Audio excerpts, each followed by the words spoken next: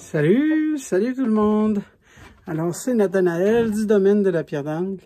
Alors là, j'ai fait des changements d'enclos aujourd'hui. Demain, je vais vous montrer mes installations. Mais là, pour aujourd'hui, vous voyez un petit peu mes installations, mais je vais y revenir. Mais ce que je voulais vous parler aujourd'hui, c'est que j'ai fait des changements d'enclos. Il y a des hiérarchies qui doivent se refaire. Et là, j'ai un clos de poules de tête dans lequel j'ai mis 2 poulettes adultes, là, mais qui ne sont pas encore commencées à pondre. Et puis là, franchement, les 2 poulettes sont effrayées. Alors, pour un petit peu rediriger l'attention, puis permettre aux poulettes de relaxer un petit peu, puis de prendre leur place, je vais introduire une poule de tête d'un autre enclos. Puis on va voir ce qui se produit. Alors, on regarde ça ensemble. Donnez-moi un petit moment. Alors, voilà, ça c'est le clos. Vous voyez 2 marans Wheaton ici, là, 2 coqs marans Wheaton. Puis vous avez les poules de tête.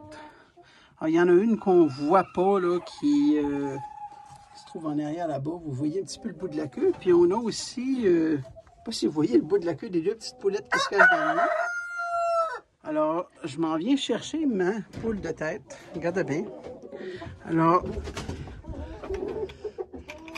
là, elle est là, celle qui s'en va là. Elle descend juste en avant de la jaune, en fait, qui est une Americana marron.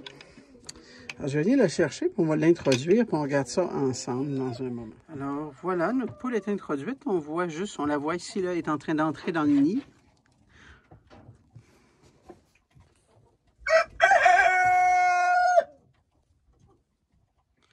Donc, probablement qu'elle va essayer d'aller défier tout le monde là, pour un peu affirmer son autorité.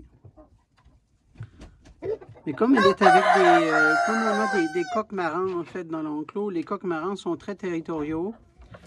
Elle est là.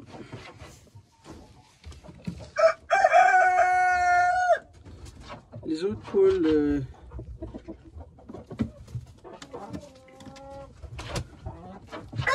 En fait, ce qui m'inquiète le plus, c'est la leg bar qui est en arrière du coq marron ici, là. C'est elle, la troublemaker, comme on dit, là. C'est elle, la faiseuse de trouble, là. Donc, on va voir ce qui va se passer.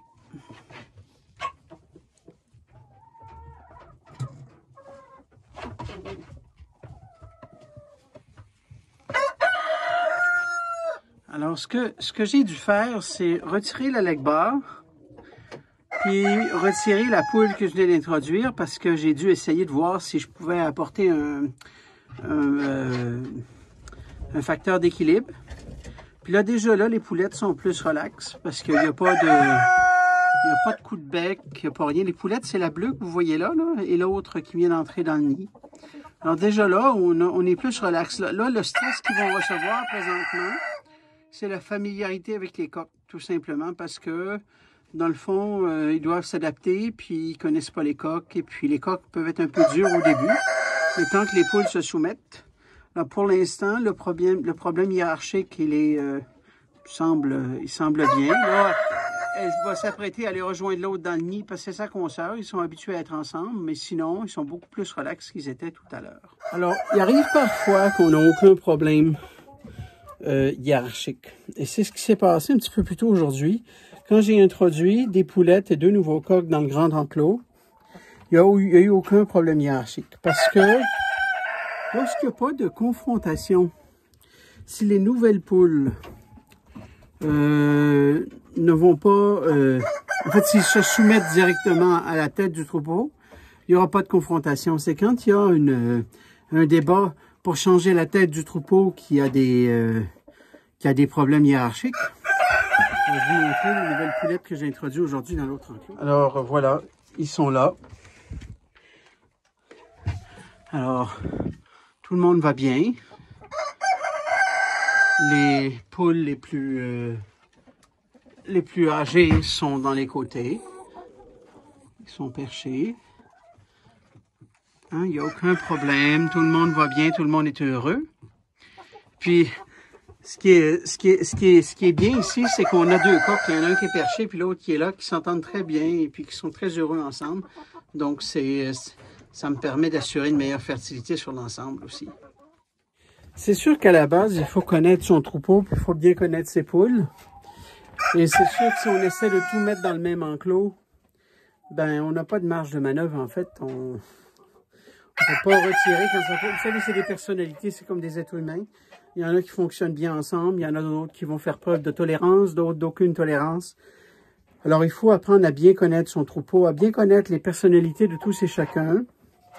Puis des fois, on fait des essais, ça fonctionne. Des fois, ça ne fonctionne pas. Donc, il faut continuer à réessayer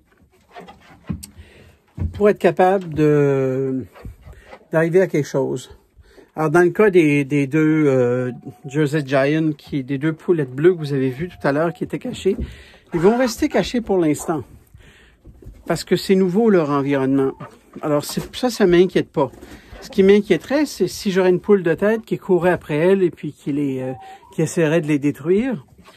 Là, j'aurais des problèmes avec ça. Mais pour l'instant, ils n'ont aucune raison de ne pas aller manger ou de pas... Là, ils sont juste un petit peu effrayés.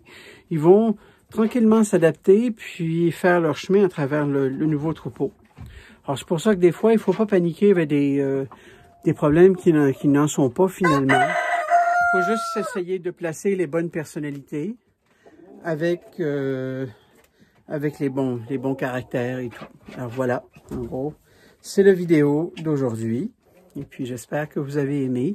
Il n'y a pas eu grand-chose, mais au moins, je vous donne mon avis sur les hiérarchies et puis sur comment ça doit se passer et quelle attitude on doit avoir quand on change des poules d'enclos ou quand on veut introduire des nouvelles poules.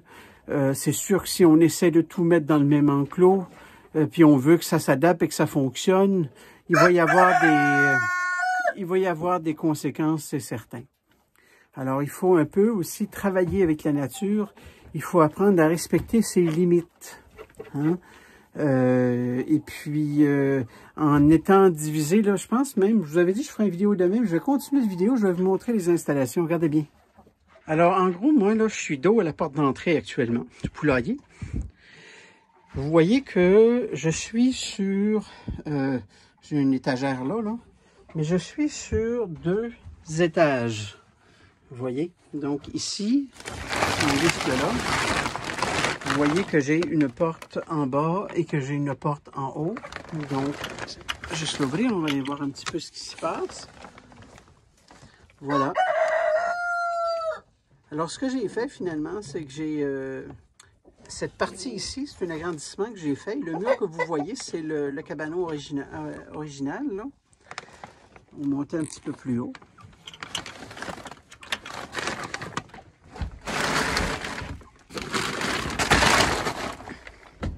Voilà. Alors, ça c'est l'autre partie de mes installations. Alors, vous voyez ici, j'ai fait les nids.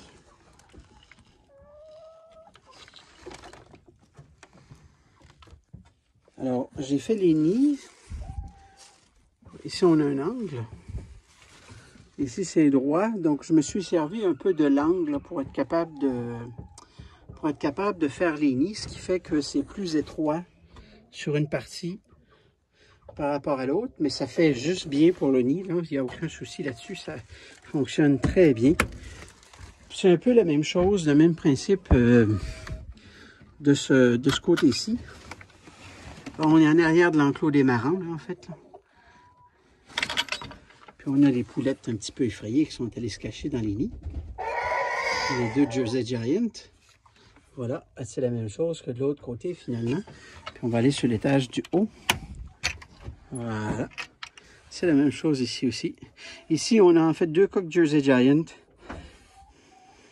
Voilà. S'ils pouvaient trouver des familles, ça serait intéressant parce que je n'ai pas de place pour les garder en fait. Ils sont très beaux, mais... Regardez, et encore une fois, les nids. Alors, ça donne suffisamment d'espace pour être capable de... Et puis, tu sais, je me sers... En fait, ce qui est intéressant, c'est le rebord ici, en fait. Alors, ça sert de perchoir. L'autre côté, là aussi. Et puis, si on va... Bon, alors, vous voyez, de ce côté-ci, les perchoirs. Alors, j'économise beaucoup d'espace et je rentabilise mon espace également. Et je ferai une autre petite vidéo sur la... En fait, j'ai déjà une vidéo dans la liste. Si vous regardez comme il faut, il y a une vidéo sur la hauteur des mangeoires et le pourquoi et le comment. Alors, à ce moment-là, vous pourrez également écouter cette vidéo-là pour comprendre pourquoi il y a une distance entre le sol et la mangeoire pour moi. Puis si je me recule un petit peu, regardez un petit peu sur les 2 étages. Alors, ça me donne un bon accès. J'ai un accès avant. J'ai un accès arrière, comme vous avez pu voir. Hein. L'accès arrière, il est là-bas. C'est là où on était tout à l'heure. Et puis, j'ai essayé d'organiser, vous voyez, là, il y a une petite porte de ce côté-là. En fait, c'est l'intérieur. Ça me permettait d'avoir un meilleur accès quand j'entre dans cet enclos-là pour être capable de faire le nettoyage, en fait. Il fallait y penser, là, parce que je voulais que ce soit pratique et que ce soit fonctionnel également. J'ai la même chose. En fait, j'ai une copie conforme de l'autre côté, ici. Mais le système de nid dans l'enclos d'en bas de ce côté-ci, il est différent. En fait, j'ai placé des nids ici sous l'étage du haut. Ça nous donne une autre idée comment faire également. Alors, c'est les Ameraucana ici. En fait, pas tous des Ameraucana, mais en fait, la majorité. Voyez ici. C'est un coq Wheaton Ameraucana. Alors, si on se promène encore une fois, vous voyez la hauteur de la mangeoire, là? N'oubliez pas d'aller voir la vidéo dans la file, là, pour comprendre. Alors, là, je me replace parce que j'étais, en fait, c'est lorsque j'étais dos à la porte tout à l'heure. Là, je me replace dos à la porte pour que vous puissiez voir un petit peu le reste des installations. Alors, toujours sur 2 étages ici. Vous voyez bien. Alors, pour cet enclos ici, on est bien fonctionnel. On a 2 portes avant pour pouvoir nettoyer. On a cette porte ici. Et puis, quand on entre, on a les nids juste en haut là.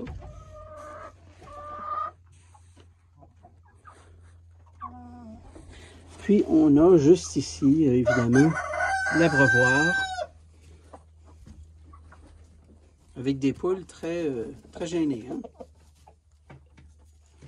Voilà pour ce couple-là.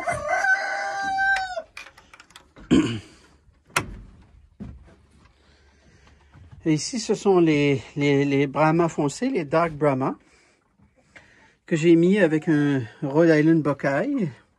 Je vais essayer peut-être de...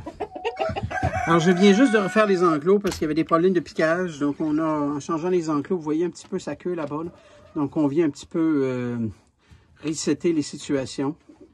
Puis faire en sorte qu'on leur donne une meilleure chance finalement de se rétablir complètement. Mais encore une fois, il y a une petite bataille dans le coin là-bas. Regardez bien cette confrontation ici. Entre le mâle de l'autre côté et lui. Parce qu'ils ne sont pas habitués évidemment à se voir. Voilà. Alors si on visite maintenant un de ces enclos ici, juste en haut, on va bien voir que le nid est au fond. Là. Ça, c'est mon majestueux coq. Super beau. Encore une fois, la hauteur de la mangeoire. Et si on vient ici, alors juste au fond, là tout le monde me bouche la vue, mais en fait, il y a l'eau au fond.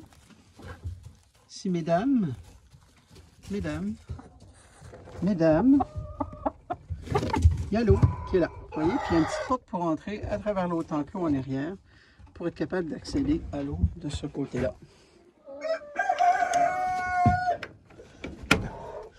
Alors, quand on parle de petites portes, je vais vous montrer un exemple. On entre dans l'enclos, et vous voyez, petite porte en arrière, pour qu'on puisse accéder à l'eau. On voit l'eau un petit peu en arrière. Là, on va aller dans le grand enclos. ici, on a le grand enclos. Évidemment, vous comprendrez que j'ai fait trop de nids. Hein, parce qu'on parle ici d'un nid pour... 2 nids pour 6 poules. Donc, un nid pour 3 poules. Donc, il y a trop de nids, en fait, ici. Là. Mais comme je les avais déjà installés, hein, j'ai pas voulu les désinstaller. Puis, j'ai mis un perchoir en bas, qui normalement n'est pas utilisé. Mais là, avec les poulettes qui prennent leur place, ils ont décidé de l'adopter. Comme ça. Puis, vous avez les plus anciennes. Vous avez la leg bar que j'ai retirée du troupeau de l'autre troupeau tantôt. Qui est moins agressive ici, qui est beaucoup plus gentille, là, parce que c'est pas son territoire. Puis on a les plus vieilles ici, qui sont parties un peu se reposer. Hein? Alors, vous avez l'eau d'un côté, comme ça. Et vous avez la mangeoire de l'autre, comme ça. Pour les perchoirs, comme le coin était un petit peu en biais, là, vous voyez, l'angle des perchoirs change dès qu'on descend. Il y a une espèce d'angle qui est différent, un angle qui se referme finalement. Voilà. On va retourner parce que il y a quelque chose que je ne vous ai pas montré. En fait, regardez en haut. Regardez en haut. Regardez ce qu'il y a là. On est sur le 3e étage, carrément dans la trosse. En fait, vous voyez les trosses? Alors, j'ai bâti un 3e étage carrément dans la trosse, dans la ferme de toit, avec une porte d'accès là, pour pouvoir nettoyer plus facilement, une porte d'accès centrale où je vais donner la nourriture, et une autre porte, évidemment, de ce côté-ci, le nid qui est construction externe, comme ça. Alors, ça m'a permis d'être un petit peu plus optimal. Puis là, ben, vous voyez évidemment pas très bien, mais si je vous mets comme ça, donnez-moi une petite minute. Hein? Non, on voit pas beaucoup mieux. Alors, je vais essayer de vous monter juste en haut. Donnez-moi un petit instant. Nous voilà en haut, en fait. Alors, regardez ce que j'ai fait. Ils sont 3 poules avec le coq, donc ça suffit pour l'eau, de cette manière-là. Puis, la nourriture, je la mets ici, de cette façon-là. Donc, évidemment, on peut visser un pot ici, mais le problème, c'est que les poules finissent par tout sortir la nourriture. Dans un cas comme ça ici, ils ont tendance à utiliser cette ouverture à la place. La nourriture reste à l'intérieur. Donc, c'est un autre petit truc. Et puis, vous voyez que la mangeoire, elle est prise pour pas que les poules puissent... j'ai mis 4 vis. Pas que les poules puissent la sortir de là. J'ai fait la même chose pour l'eau également. Alors l'eau ne peut pas bouger. Alors, encore une fois, on est dans la trosse, en fait.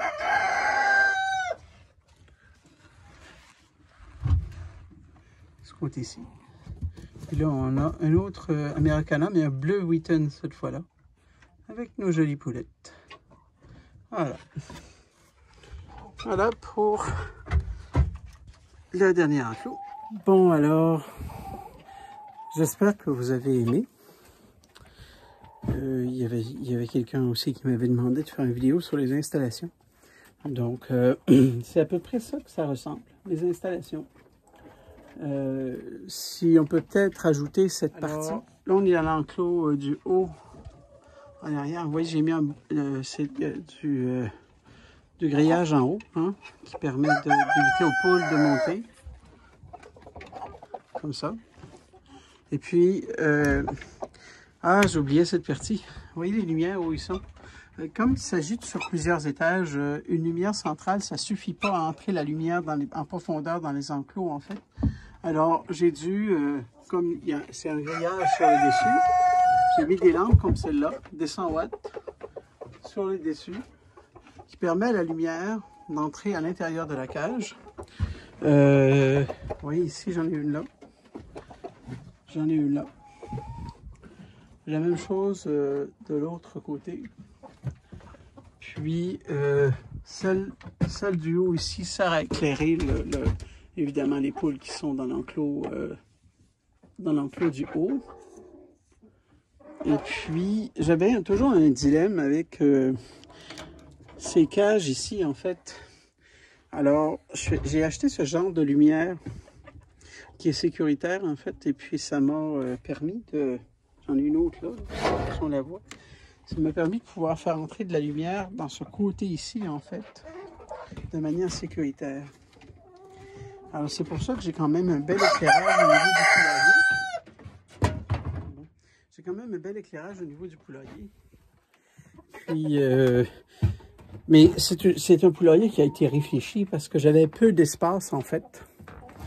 Puis je me suis dit, soit je garde ça sur un niveau, puis je ne pourrais pas en garder autant, puis je me donne de la difficulté, ou j'optimise mon espace en fait. Et c'est ce que j'ai fait. Alors j'espère que ces idées vont vous profiter, j'espère que vous avez aimé. J'espère avoir l'occasion de pouvoir lire vos commentaires à cet effet-là. Et puis, au plaisir de vous reparler. Salut bien tout le monde.